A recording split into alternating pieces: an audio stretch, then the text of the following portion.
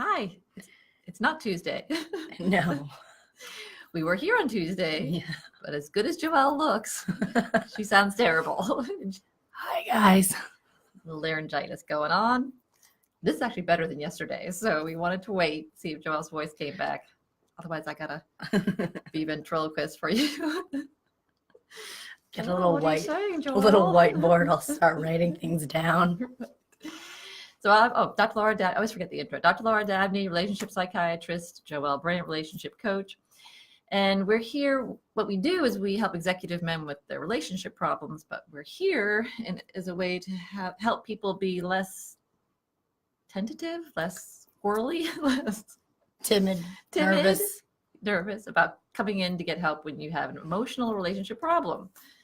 Because as we say every time, nobody leaves without saying, I wish I'd done this earlier, right? So don't be that person. Come on in. This is our welcome mat. We welcome you in. This is who we are. This is what we do. It's what we chat about every day. Mm-hmm.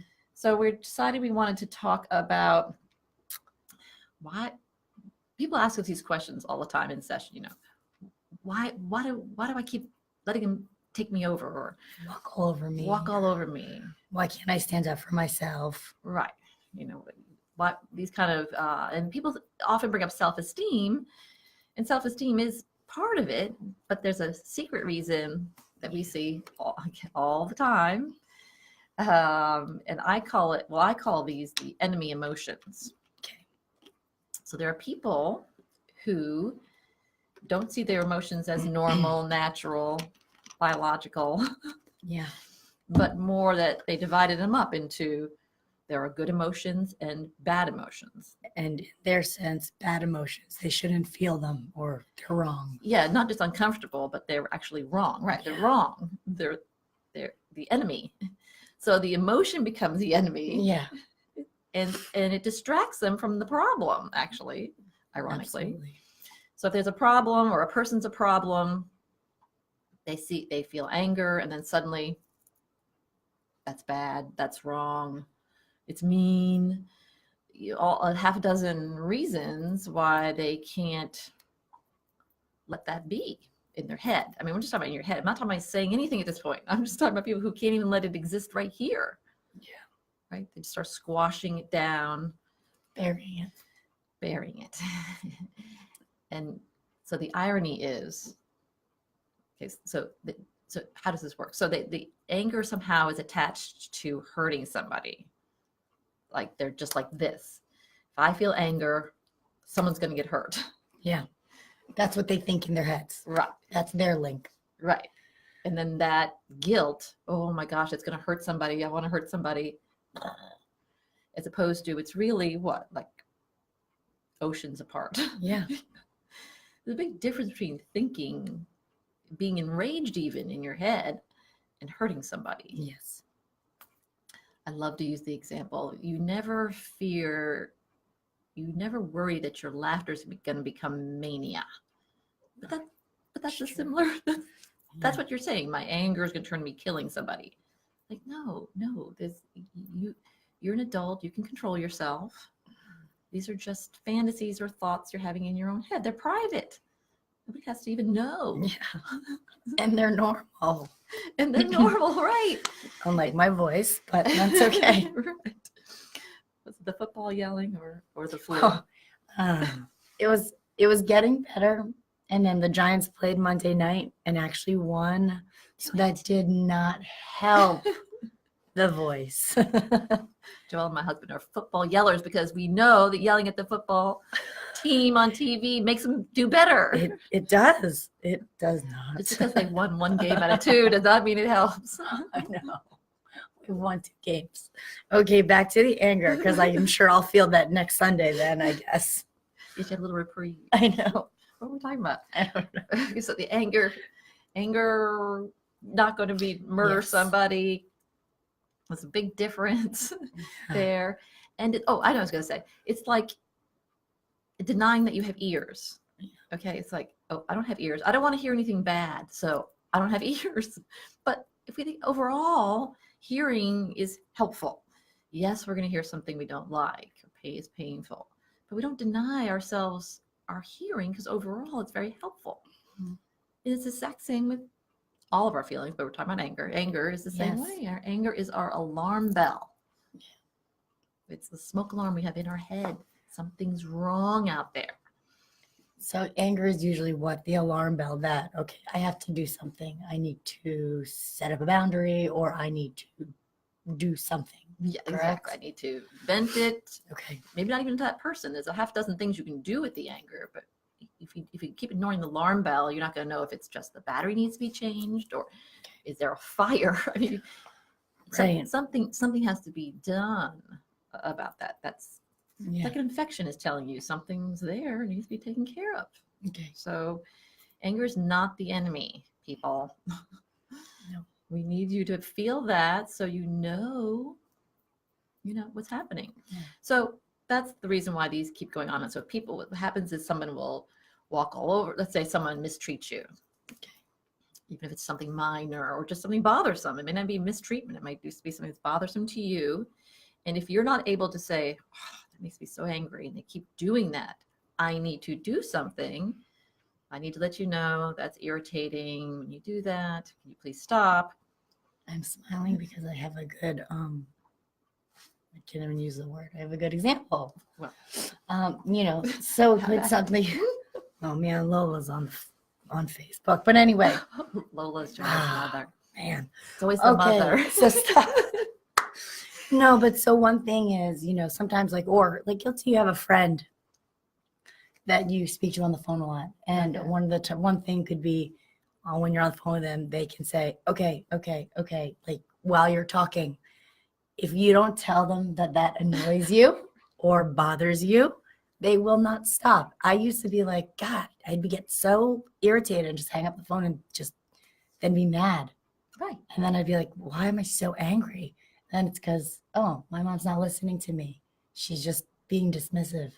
I mean, my friend. But then eventually I realized, okay, if I don't say, Mom, when you are on the phone with me and are just okaying me, it makes me feel like you're not really there or you're not listening or paying attention.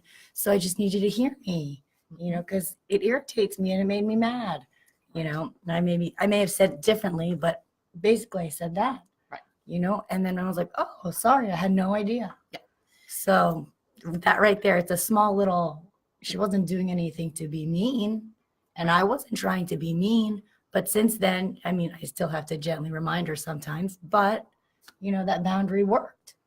Yeah, and we've all been on the other end of this. Yeah. We've all sensed that somebody's upset or something went wrong, and you have no idea what happened, and we'd much rather know. And we always say, well, if you just told me. So it might be bad news to the other person or uncomfortable information, but again, it's so much better than let it go on and on and on, because there's no way, like all emotions have to be aired out, even if it's just in your head or they blow. Yeah. So what about for you? What would be an example that, when it comes to the people that we usually see? Well, I can tell you a personal example. Okay. I always compare what I do with sports, because it's like muscle memory. It's not, we can tell you, make friends with your anger, but it takes a long time. If you have convinced yourself over the years that anger causes hurt, right? Not people cause hurt, but anger causes hurt, then you're going to be tentative about pulling those two things apart. But even I teach this, I do this all day long, but it was at tennis. My tennis coach, he's from Ghana, and I'm learning how to do net shots. He's like, lady, why you not punch the ball? Punch the ball. I said, I'm punching it. He's like, no, you kiss the ball.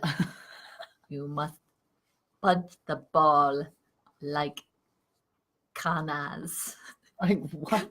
Connor's my 25-year-old, oh my gosh, 6 foot tall son. But when he was right though, so I started paying attention to it. I was like, I don't have to hit that hard. I don't want to hurt him. Or what if it's a friend across the way? I don't want to take her head off with my ball. But it had to. But it's aggression. It's aggression. You get angry at the ball. And I was like, and he picked up on it.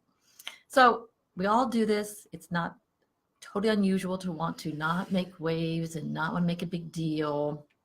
But overall, you have to hold on to the bigger picture, because we're all adults and know we have to sometimes hold on to the big picture, which is it's better to get that off your chest in whatever appropriate way you pick than to determine that your anger is the problem.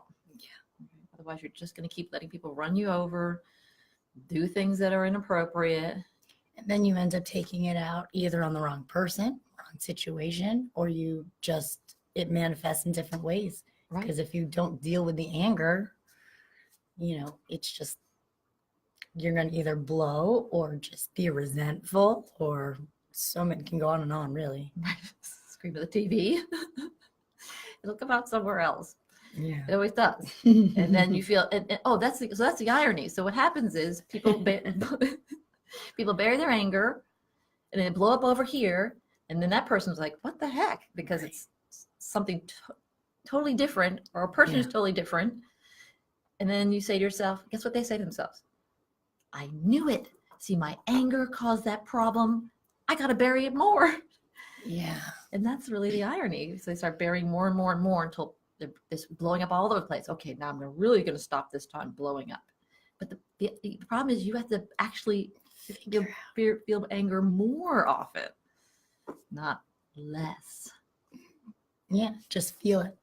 I've had patients go, one of my favorite stories is a patient was telling me that you kept wanting, I have to get rid of it. I have to get rid of all my negative thoughts and get rid of my anger. It's a negative feeling. And I said, but everybody feels anger all the time. And his jaw dropped to the floor. No effing way. He did not. I actually laughed. I don't laugh too much when someone has a response like that, but I was like, yes, everybody. He had convinced himself not only that he had to get rid of his anger, everyone else should too. This is a high-ranking military person.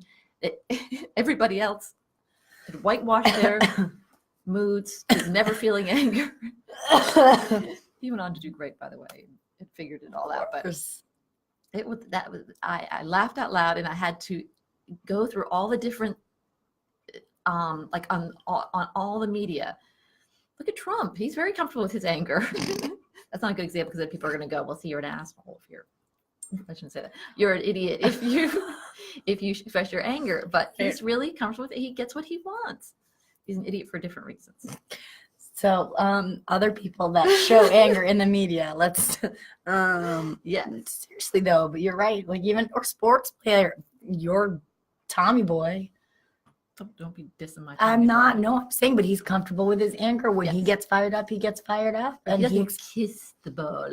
No, he's aggressive with the ball. You've got Tom Brady, who has emotion. You have Eli Manning, who has no emotion. Yes, well, on the field, we don't know. You don't know what exactly.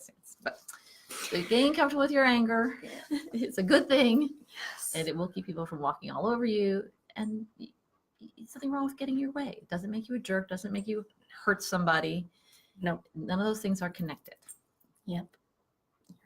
Right in time for Thanksgiving.